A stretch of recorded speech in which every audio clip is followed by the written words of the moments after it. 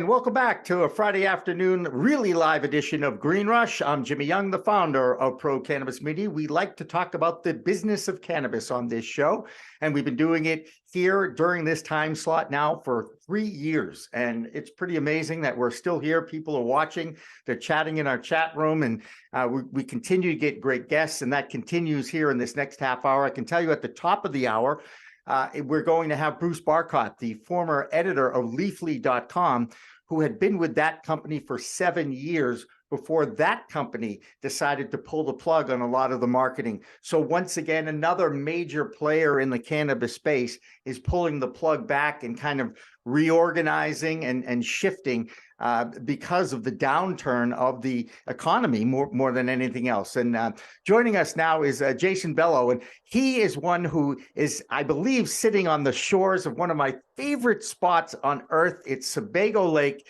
in the great state of Maine. Jason, thank you so much for joining us. And thank you for having me.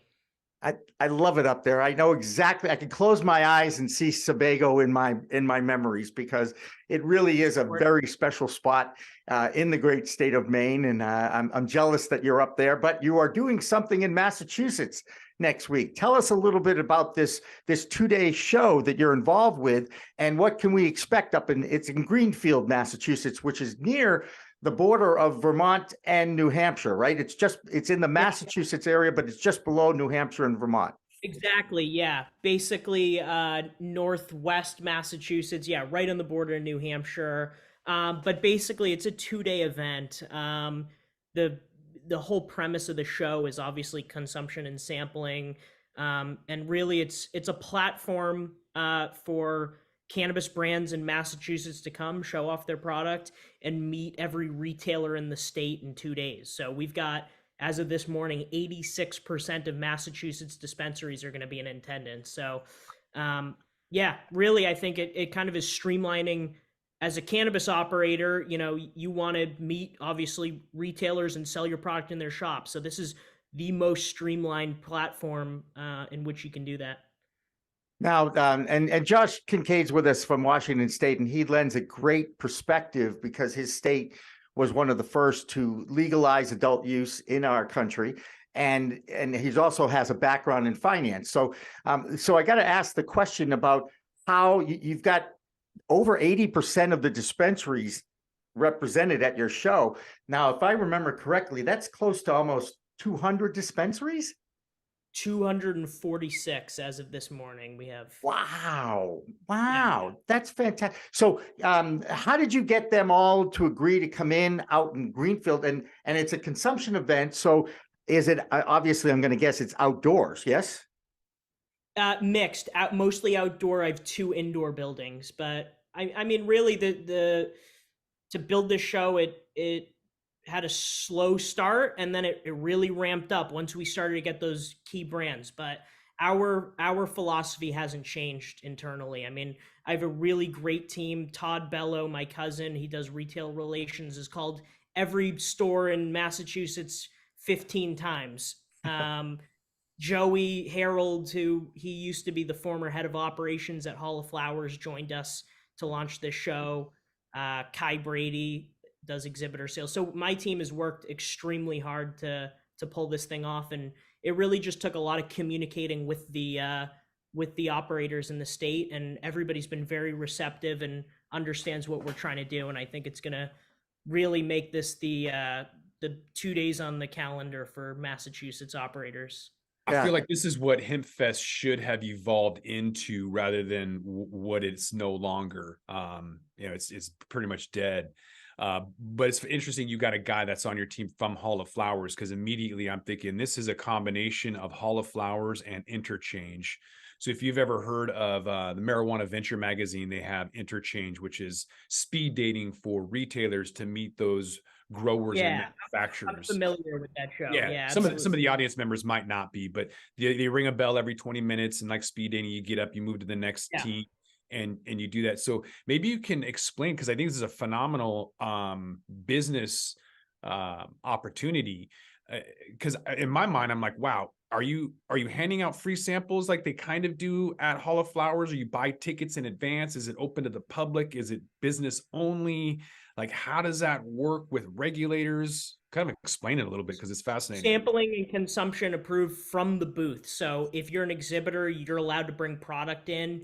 It follows possession laws. Where I've met with a bunch of people at the CCC, so they're fully aware of what we're doing. I've just a complicated system of keeping track of it. But basically, yeah, it's like Hall of Flowers where you can sample from your booth. We don't have that dispensary model of getting a ticket.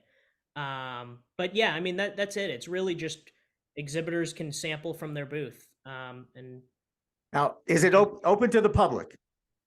not open to the public. So that it's business to business. It's very focused. Okay. And how is it 10 to 4? What are the hours on next? It's Wednesday Yeah. and Thursday next week, right? Yeah. Thursday, June 14th to 15th. It's 10 to 5 each day. Okay. And your And regulator, sorry, Jimmy, your regulator, because we've got an issue out here where a lot of the events are not making money because the regulators are coming in and saying there's no consumption, and if you advertise, you're going to get in trouble.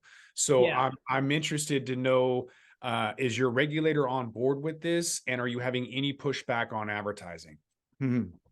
Um, I have legal counsel. Frankly, there's no guidelines for the state really of the only thing is to a cannabis event you can't sell tickets. So that's kind of the main thing of like a consumer show, but we're not a consumer show. It's a private event.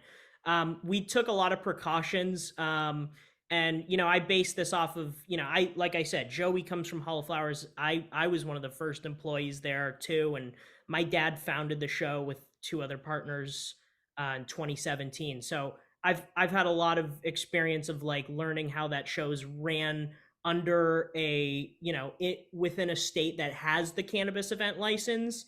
There's only a couple states that do. It's like that, Michigan. I think Washington might like have some kind of framework, but I'm not sure. But Massachusetts has something coming along, and I hope this event sets the precedent for how they create that license, because we're basing our compliance and everything, the way we run our show after Hall of Flowers and other great events that have consumption sampling, Kush Stock, etc.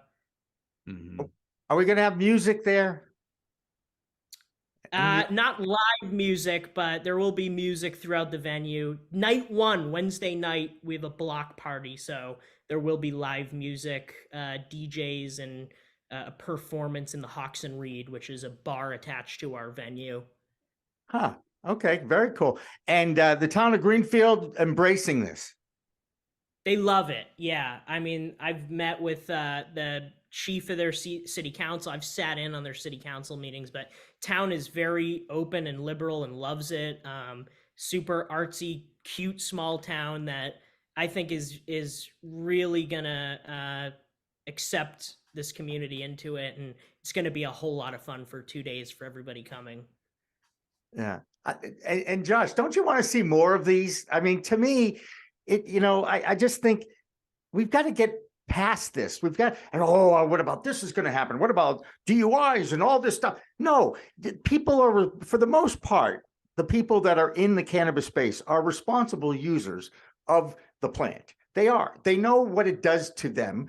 They've experimented many, many times, so they know how much they can take, what they can take, how they can take it. There's a lot of the people that end up using it and having an uncomfortable experience are those that aren't that experienced with it. You really need to have education. How much educational, is there going to be an educational area at your event at all? Or how are we going to teach people while we're at this event? Yeah, I think that really as a trade show organizer, it's a very neutral stance amongst, I'm not picking to highlight one brand or the other. It's you come in and fill your booth, and it's a very equitable space. So I think each brand is definitely gonna do demos and show everything like out of their booth, and I think that's basically the opportunity that you experience. I would also say while I totally agree with you, like you need to educate and inform and do all of that for people to understand the plant. My show kind of has like a macro level of like influence on the market, just because this is where, buyers come to do their purchasing and buyers come to see who are the biggest players in the industry. And it really is going to affect, like, you know, I think it's going to affect the purchasing patterns of a lot of stores in this upcoming year, just because you'll see a lot more marquee brands in the industry. So Who are the buyers, Jason? Because in Washington we're not vertically integrated, and so the retailers are separate from the producer processors. So when you have these 243 or whatever retailers in this teeny town, I've never been there. I'm just assuming it's small. But if you have all these people there, how does that work? Like, who's the target audience? Why are they there? And who are they going to sell to if they're vertically integrated, or are they not? Like, who's the market yeah, for? no, good question. I mean, it's a unique state. I would just tell you too that, like, Massachusetts dispensaries, you can only have 3 stores per operator. So you see a lot of like mid upper level operators, like that have 3 retail stores and a couple of cultivations and have really good product. It's not really like, I guess, California, where you have like the upper echelon and then it's a race to the bottom. So you definitely like have a lot of strong brands. There are, many sole manufacturers that are big brands out here, like trying to sell to those dispensaries, but it's a mixture of all over. But either way, I think there's still a lot of room for, like, if you walk into a store in Pittsfield, Mass, or Cape Cod, or the North Shore, you're going to see totally different product. You know what I mean? You'll only see maybe 1 or 2 common brands, where frankly it should be a lot more. I don't think of agriculture when I think of the Northeast. For some reason, I think of like lobster, but where I'm at, it's a lot of hops. Like, it's the hop central of the world in Yakima, which is central Washington. So when we do become federally legalized, what are you guys going to be known for? Is it going to be micro indoor grows? You guys going to do massive outdoor? Is it going to be hemp? Is it going to go away with federal legalization? Where do you see that segment making a lasting impression on the national scale? Yeah, that's interesting. I think Jimmy will probably have something to say too, but I would just tell you that, like, the Berkshires historically is like the Emerald Triangle. It's kind of where everybody was growing in the old days, where it was illegal, and then they switched. There were a lot of indoor grows out there, but I think there's a mix of a lot of I think there's a lot of outdoor grows that are good, and I think that there's a lot of great indoor growers. Like, the Chemdog strain comes from the Berkshires, where we're holding the event. I would also say, yeah, I come from California, and I've worked on Hall of Flowers, so I've seen a lot of different product types out there. Um, Concentrates are less apparent out here, and you see more beverages and edibles are more apparent out here. So I think it's a different type of consumer, and a little bit of a different, more unique type of product. But I think that might be its lasting impact. Yeah. Did you say your dad started Hall of Flowers? Yeah, he started it. Eric Bello with Danny Diamonstein and Aaron Levant, who they were How both. did he? Because that's pretty crazy, man. You grew up in one of the. I think I haven't been to Hall of Flowers in California. I've seen it at Vegas. I've lived vicariously through social media, and it seems like one of the most engaging conferences I've seen in 10 years, even though I haven't been there. But Yeah. people who go back, it's not like it's a one-off situation. It's not an anomaly. This is a thing where people are like, Oh "Damn, yeah. I should have got more tickets." So how did your dad start it? What was the influence in being a part of that and seeing it, man? What was your takeaways? Because that's pretty successful. Yeah. No, I mean, well, for me, it was like the greatest crash course in trade shows that anybody could ever get, ever, because I'd learned so much under such brilliant minds. But I would just tell you that, those 3 guys are just absolute legends in the trade show industry, and it was, anybody who saw him coming knew Hall of Flowers was going to be a success. I mean, my dad worked on Comdex, which was one of the biggest computer trade shows in the world. It became CES, and then he ended up running the Las Vegas Sands Convention Center, which owns hotels in Vegas and Macau, Singapore. Danny Diamonstein, he did Liberty Fair trade show, which is a clothing show that was a sub trade show of Magic. And then Aaron Levant, he did Agenda, which was a streetwear like hype fashion show, and then ended up running Complex Con for a few years. And then they all came together and made Hall of Flowers. That's a crazy brainstorming session. I bet you they came up with some cool stuff they haven't even implemented yet. That sounds cool. I'm What sure. I'm hearing, Yeah. what I'm hearing though, is it's a maturation of a new industry. Everybody's looking for that angle that is unique to help the industry out, because there's a lot of backbiting in this industry right now in the Massachusetts area, and I don't like it. There has to be more of a community of working together and collaboration rather than competition. And yet competition is good for the economy because it makes you have the best product or offer the different types. And, so you have a variety of products on your shelves and that sort of thing. But I just wonder, everybody in one place, is everybody going to get along, you hope, Jason? I just hope everybody does, because I know there's some bad blood between some of these dispensaries in Massachusetts. I know that. Yeah, no, absolutely. Yeah.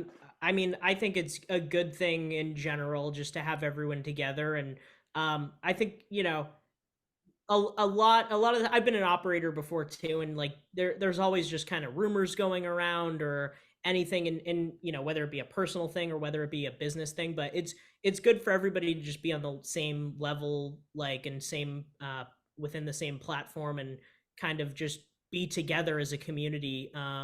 I think it'll foster good business relationships and personal. And then I think we're doing sessions too, which is our speaker series that'll happen on day one. So it's a good opportunity for everyone to get together and kind of hear from some of the most experienced people in the industry. We have some top CEOs and industry executives there. But I think it's going to be a good thing. I think it's going to be a really good thing to have everyone under one roof. All the more reason for me to cover it for We Talk News too, which is another reason why I'll be going out there. And one of these days, people in the industry, Josh, I've told you about Massachusetts, right? That out of all the people, all the states that watch us, it's great. California, Texas, Michigan, Florida, New York, Massachusetts is 14th. And I'm really trying to make myself more visible in my own backyard and getting out to these more of the Bay State area events so that people can find out what we're doing here, because we have a national following now. It's bizarre to me. I'm proud of it. I'm amazed. When I went to New York last week, people were stopping me and hugging me and taking pictures. I mean, Jason, you don't know this, but I was a sportscaster for 30 years. So I was a public figure in New England, in Portland, Maine, and in Boston. But I never expected to see the same kind of adulation, if you will, in cannabis. For me, come on. I mean, I didn't know. I'm just talking about it because I'm fascinated with the industry. I'm fascinated with the stories. I'm amazed at the depth of the science and the chemistry and the research and the botany and all the different ancillary companies that are involved with this industry. And when I'm looking forward to seeing it, because I really think more people need to understand that this is not going away. This plant is not going away. It changes people's lives. It saves people's lives. It's here to stay. Don't look at it as an evil thing. Look at it as an interesting thing. There's so much research out there. When Bruce Barcott joins us in a few moments, he'll tell stories that blow my mind when I hear stories about those that have been most impacted by the failed war on drugs are still being victimized by regulations and by the stigma that's out there. And Josh, while you talk about legalization, I think ultimately it's going to happen, but that involves politicians and lawyers. And that means it's going to take a long time for that to happen. I want people to get to normalization. I want people to accept the fact, you know what, let me find out about this product. Maybe it can help me with my sleep. Maybe it can help me with my anxiety. Maybe it can help me with my aches and pains and arthritis that a lot of people have. And Josh, I thought at the beginning of the show, when you brought up caffeine, 91% of Americans have a cup of coffee every day. It's more consumed than water in the US. Right. And caffeine is an addictive psychoactive chemical. And yet we've accepted it as part of our world, right? We have. More than that, businesses will actually give you a leeway and be like, oh, you haven't had your cup of coffee yet. I understand why you made that mistake. Like if you were like, oh, I'm hungover, then there's no error there, no leeway. But they'll give you leeway, be like, oh, I can't talk to you. I've had my first cup of coffee. Ha ha ha ha. Everyone laughs. Like that's dependency at its core. So I don't know. I see people traveling 6 hours away in state to go to an event. I wonder if, Jason, you're going to be bringing this to other places, because if it's as popular with interchange coming from a place like Spokane to Seattle, which is 6 hours away, which is like half a dozen states in the East Coast that you'd have to drive through to get there. It makes sense that people want to do this. It's that important. And although the festivities have become less fun and more business-like throughout the years, it's still around. Whereas a lot of other stuff is not around. CannaCon doesn't come around. Hemp Fest isn't here. A lot of stuff is dead in the Northwest. Do you plan on bringing your event to the nation, or are you going to stick to where you're at in the Northeast? Yeah, I believe in like giving something your all, your 100%. And right now I'm so narrowly focused on making this show a success that I'm not sure yet. But I would just say, like, even as Jimmy, you were just saying, like, we're so early in the industry that if this were the computer industry, they only just made Pong. It's super, super early. So I think, it's no question I'd probably want to expand if this goes well. But for now, I'm focused on making sure next week is a smash success, which I think it will be. All right. Well, look, Jason, I wish you the best. How you have a website? Give a plug to your website. It's just theflowerexpo.com. Take a visit. Our events next week, June 14 to 15.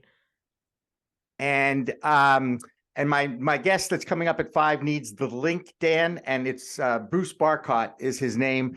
And I'll tell you what his email is in the break. But we are going to take a break. And when we come back, we'll connect with Bruce. But Jason, I will see you Wednesday next week in Greenfield, Massachusetts. And it will be my first trip to Greenfield, Massachusetts. So I'm not sure if that's a news story or not, but we'll make it one for sure. All right. Thank you and good luck. We're going to come back with more after this. Don't go away. Don't forget to smash that like button on your way out and check out these other videos that we've got.